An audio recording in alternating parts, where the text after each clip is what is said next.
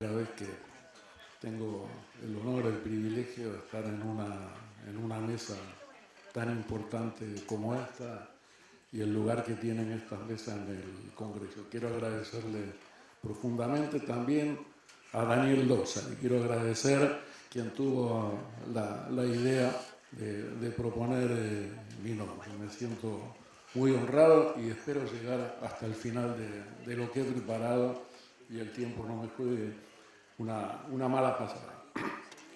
He puesto el título de... Primero quiero felicitar también a la FAM por ubicar el tema de la salud de los trabajadores en un lugar de importancia para los médicos, para la práctica y para la formación de los médicos generalistas, tanto en lo que es la problemática que enfrentan cotidianamente en los territorios, porque ahí hay trabajadores formales e informales y la gente trabaja, como la posibilidad de también mirar hacia adentro y analizar todo lo que hacen como parte de un proceso de trabajo que se mueve en lo que hoy es dominante, en lo que voy a definir ahora, en el nuevo modelo que el sistema capitalista ha adoptado. El término anarcocapitalista está puesto no por casualidad, sino porque es una inversión de lo que en realidad es el anarquismo. Es decir, el anarcosocialismo es el antagonismo del anarcocapitalismo, y el anarcocapitalismo, la destrucción del Estado, ocupa un lugar central en esta transformación que está sufriendo el mundo a una velocidad inusitada.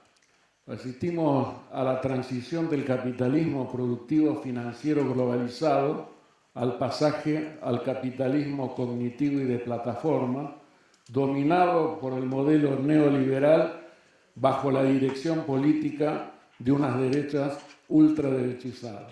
Y segundo, se ha configurado un modo de andar por la vida post-pandémico, individualista y violento, que afecta a la totalidad de la existencia de los seres humanos, los trabajadores y su familia, e inclusive ha puesto en peligro y pone en peligro la paz mundial.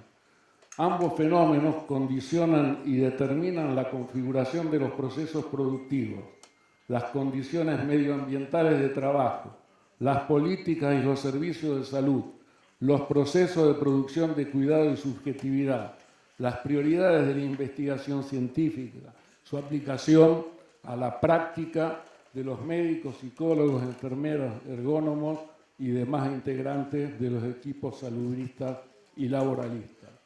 La transformación del modo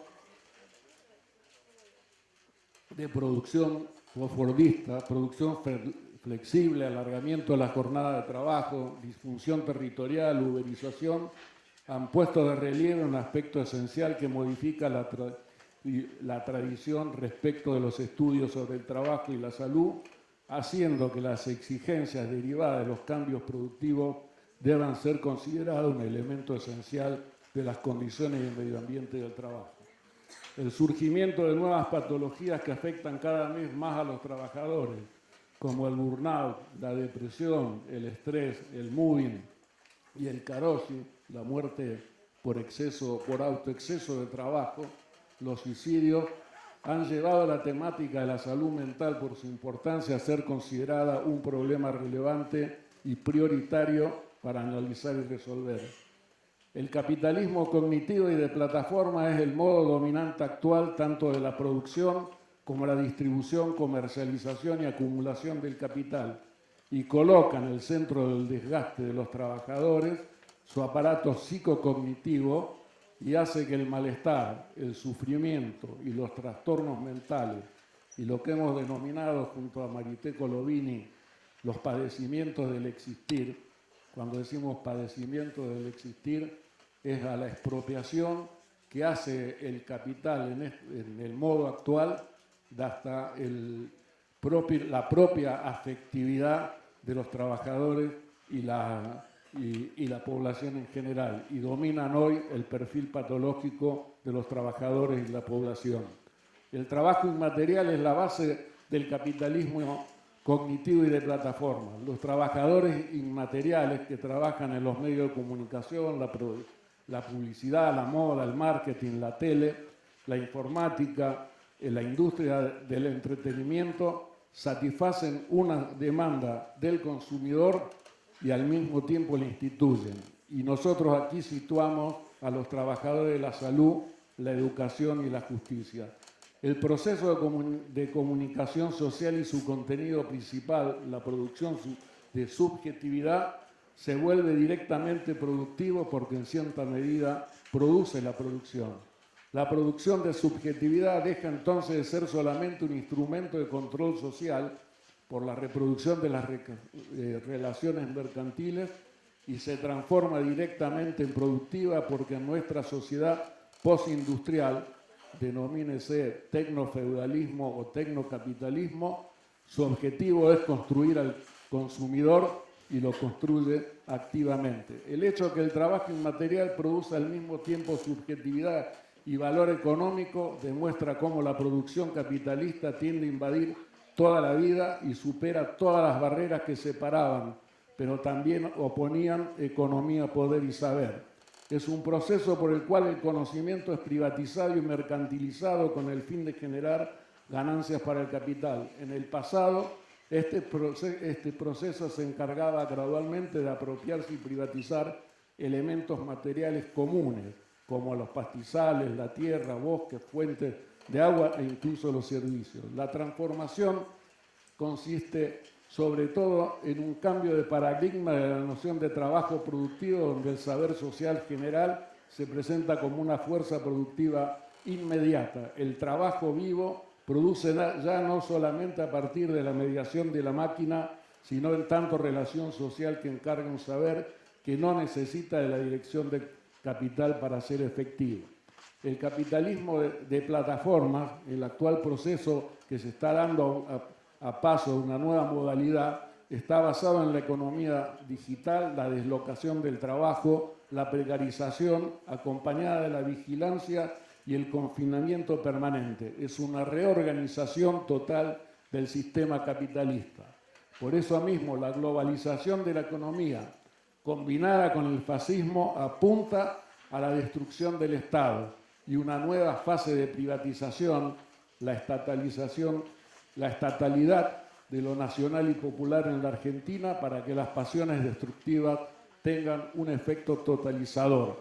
Por eso estos personajes que están ahí, los BlackRock, las PAMP, la banca Morgan, Elios Max, no necesitan de los estados-nación. El anarcocapitalismo en relación a la salud de los trabajadores genera una crisis económica, social y sanitaria sin precedentes. Índice de pobreza e indigencia nunca visto en crecimiento continuo. Un sistema de salud colapsado. Una pandemia de problemáticas de salud mental que implican depresión, cuadros de ansiedad, aumento de suicidios o intentos de suicidio. La ilusión de la libertad y la salida individual no hace más que acrecentar esta problemática. Nuestra subjetividad amenazada por varios frentes y se ha constituido una nueva burguesía anarcocapitalista que, como dice esta nota de hace 2 días en página 12, consagra un esquema de poder económico y político que sepulta al establishment de la economía real y de la producción. Enrique Carpintero, en la revista Topía, explica la cuestión de nuestra subjetividad amenazada por varios frentes de la siguiente manera. El individuo solo, aislado y sin poder, debe encontrar la forma de sobrevivir. Este vaciamiento de la subjetividad ha generado una sociedad fragmentada desde el punto de vista de su modo de vida y su sociabilidad. El proceso de mundialización del capitalismo cognitivo y de plataformas lleva a que estallen las individualidades y las identidades individuales y colectivas, características de gran parte del siglo XX. Una crisis social y económica inusitada, larga, cuyos efectos dan cuenta de procesos de corposubjetivación atravesados por la incertidumbre y la angustia. Los ataques a la destrucción del Estado es el ataque a los derechos de los trabajadores como cuestión central. Eso es lo que tiene el DNU 7023 y la ley base.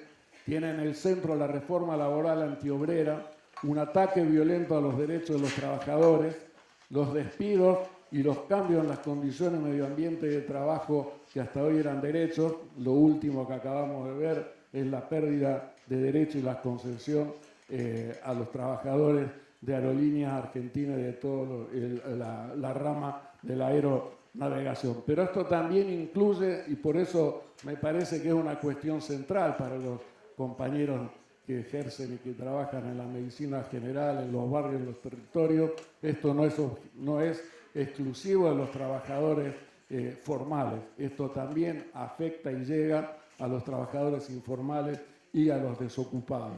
La ley base está en la reforma laboral aprobada, el blanqueo laboral, ampliación del periodo de prueba, eliminación de sanciones a quienes no han cumplido, flexibilización, terciarización, inclusive se llega a la aberración de la limitación de las licencias por embarazo. Ajuste, recesión, estigmatización del empleo y del Estado son el contexto de las nuevas condiciones de trabajo. Solo se ve crecer despido y suspensión, solo se espera ser el próximo. Junto a la estigmatización, la licuación del salario. En este libro nuestro, que es El hilo rojo de la pandemia, la voz de los trabajadores de la salud colectiva y la comunidad, ya en su momento en el año 21, decíamos que está muy chiquito, que más peligroso que la variante Milei durante la pandemia, que la variante Manaus era la variante Milei que se estaba gestando en la dimensión ideológica política en la cual circuló la pandemia. Y ahí decíamos, en relación a lo que está sucediendo con los trabajadores de la educación en la provincia de Santa Fe. La variante Milei ataca, estigmatiza a los trabajadores como vagos, faltadores, adictos al consumo de sustancias problemáticas y como pertenecientes a la casta. Y no solo eso, sino que la primera que ha entrado a la licuadora es el salario de los trabajadores que ha quedado pulverizado. Ser trabajador del Estado en tiempo de ajuste y despido y desocupación, sin una hoja de ruta clara, los pasillos del Estado se convierten en una sala de espera de posibles despidos. Los despidos, digamos, en la época de Macri, la estigmatización y la degradación era ñoqui, inútil, grasa militante, vago. Hoy es casta y privilegiado. Invierte realmente, o sea, la casta y los privilegiados acusan a los trabajadores de ser eso. Y produce exposición a la repulsa pública, estigmatización personal y moral, baja autoestima, descalificación del trabajo, pérdida del valor salarial, destrucción del puesto de trabajo. Y eso lleva a la tristeza, a la depresión, a la fatiga psíquica y física, al insomnio, pérdida de apetito, llanto, angustia, crisis de atención, gastritis, migrañas, pensamientos suicidas, abuso de todo tipo. La paranoia de la productividad en este señor Sturzenegger, en este sistema anarcocapitalista que hoy gobierna, está en el centro de su preocupación. Los empleados se agobian en esa sospecha y esas acciones. Pero a la paranoia de la productividad del capitalismo de plataforma, que llega a establecer sofisticadas formas de control como controlar el movimiento del mouse para ver si quienes están trabajando en home office o en situación virtual están trabajando o no porque los considera vagos. Los trabajadores ya han inventado también un sistema que es hacer que el mouse se mueva solo aunque ellos estén en descanso o jugando o haciendo digamos, la pausa necesaria para poder no estar alienado en el trabajo. ¿Qué queda cuando el Estado es ausente? Cuando el Estado se plantea, digamos, y aplica la motosierra. Lo que queda es el mercado. El mercado como espacio físico conceptual habitado por sujetos que llevan a cabo acciones de intercambio más o menos ventajosas y de acuerdo económico. Los mercados no fomentan lazos entre iguales, y yo creo que esto forma parte de lo que nosotros tenemos que insistir en la lucha ideológica política en la cual estamos inmersos. No basta decir que defendemos la educación y la salud pública. Tenemos que poner de manifiesto las raíces profundas que generan y a dónde va ese ataque. Decíamos, a diferencia de nosotros, los mercados no fomentan lazos entre iguales ni pueden en consecuencia presentarse como esferas de acción humana en las que prevalece el principio de libertad. No se organizan alrededor del principio de la mutualidad o de la reciprocidad que relacionan a individuos de tal modo que la libertad de uno sea condición para la libertad del otro, sino todo lo contrario. La libertad en el mercado es la posibilidad de la explotación de otro ser humano. Por eso criminalizan al Estado para privatizarlo.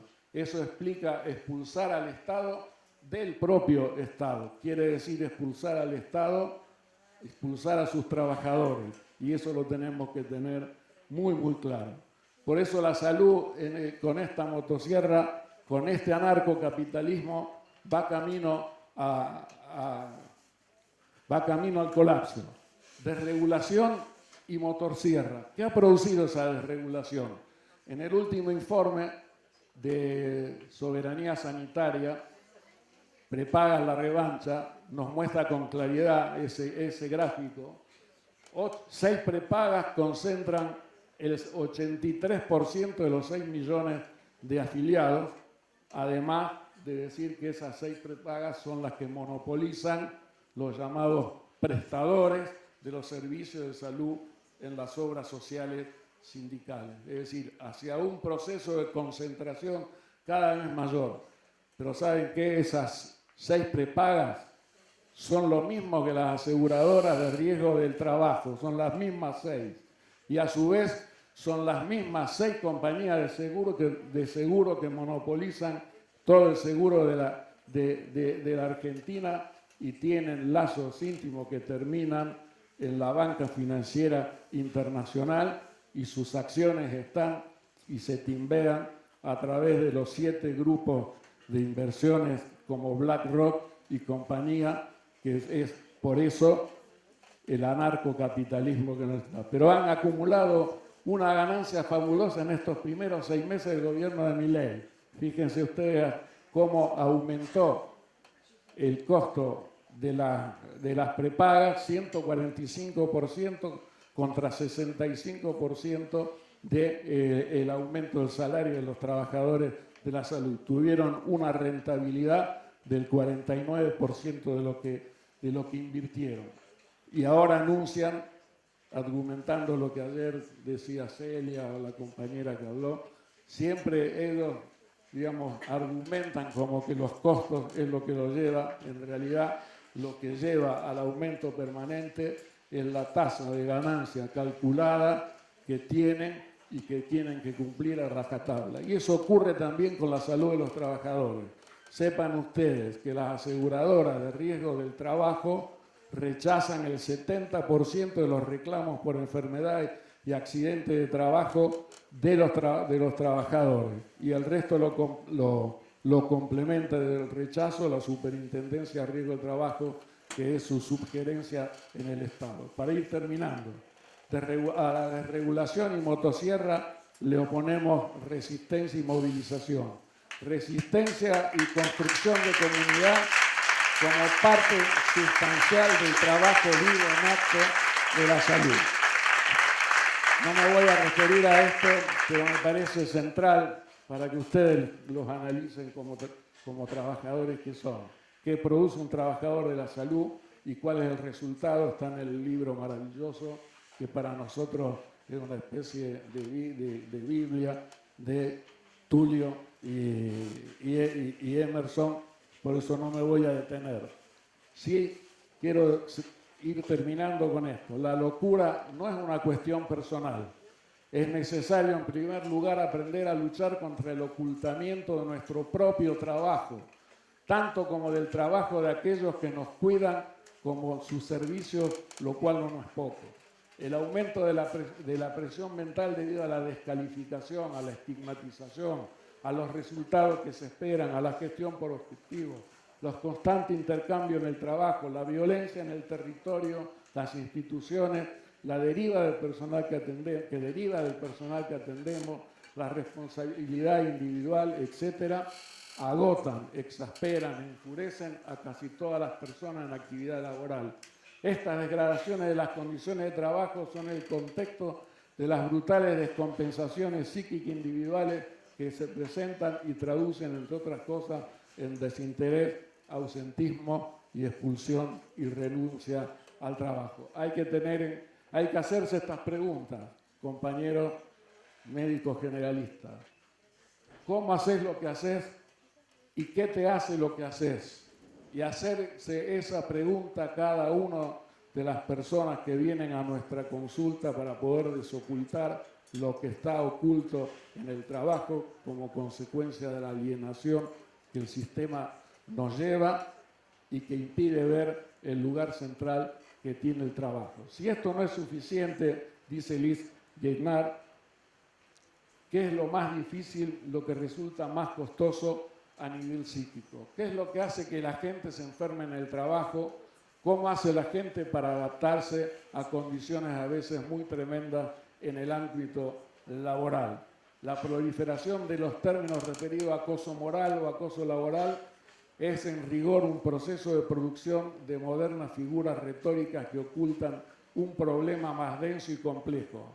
La explotación es desplazada hacia el rol de perversos narcisistas o nuevas organizaciones del trabajo y así no deja en evidencia la base desigual del contrato de subordinación salarial.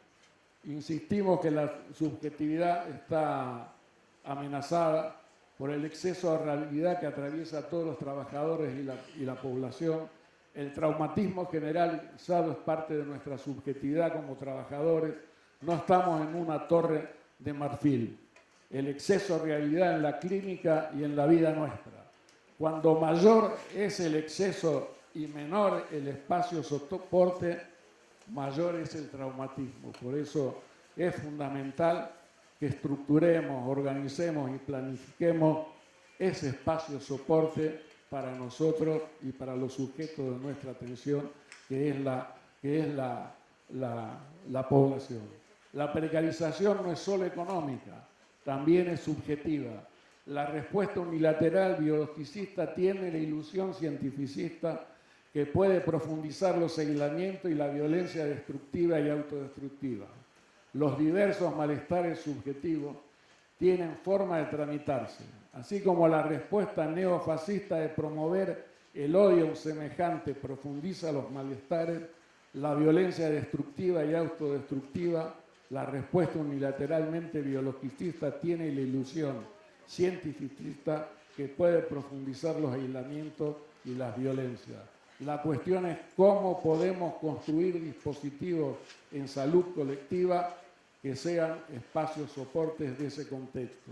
Y finalizando, hay que politizar la tristeza. Venimos de un seminario en Brasil con los compañeros del Poder Judicial que tenía este título, fíjense, Deprimidos pero unidos, politizando la tristeza a través de la organización colectiva. Y nos dice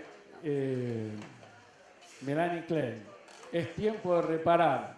La reparación es un marco en el cual podemos trabajar las esferas económica, ecológica y política que están rotas.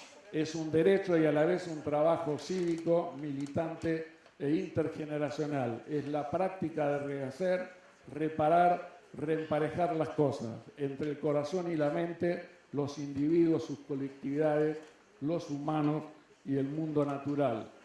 Una política en contra de la tristeza no puede ser una política triste. Por eso está tan bien haber prolongado la peña hasta antes de esta mesa y que nos quitara el tiempo para las exposiciones. Por eso, y esto me parece importante, la reelaboración de lo colectivo. Lo colectivo como premisa y no como sentido o punto de llegada, como ese resto que surge de un esfuerzo de escucha renovada. Lo colectivo como nivel de la producción política y mutuo acompañamiento de la experiencia. Colectivo como producción política. Y quiero remarcar el punto de la política, porque podemos hacer mucho trabajo territorial con todo el corazón y el sentimiento y la afectividad, pero si no lo acompañamos con la política, difícilmente podamos concluir, digamos, una experiencia completa.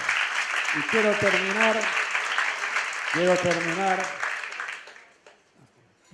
también rindiendo un homenaje a la querida compañera Marité Colovini, con quien, y junto con el colectivo, que hicimos este libro que resume el trabajo este libro, El hilo rojo de la pandemia. Tiene una primera parte que es el capítulo de los lectores, 7 boletines de la Asamblea de Trabajadores de la Salud Colectiva durante la pandemia y un posfacio de cada uno de nosotros. En el momento que le tocaba a Marité hacer su intervención en la presentación del libro, de manera trágica muere en ese mismo momento. Y lo que les voy a leer es lo que no pudo leer Marité en ese momento. Y tiene que ver con la consigna central de este Congreso. Hacer un colectivo, dice Marité en su discurso no pronunciado el día 30 de noviembre del 2022. Hacer un colectivo que aloje singularidades no es tarea fácil, pero es la única manera de lograr rescatar la fuerza del deseo y el norte de la causa de cada uno para alimentar un común que no suture los vacíos que quedan entre uno y otro y que son los que impulsan el movimiento. Construir lo colectivo sin dejar de sostener al sujeto es la apuesta. Separados, juntos. Mantener esa lógica en nuestras prácticas implica no perder el singular en el universal, disfrazándolo de particular. Aflojemos odios y apretemos amores para que el porvenir nos encuentre trabajando por producir salud y un buen modo de vivir enredados en el hilo rojo. Muchas gracias.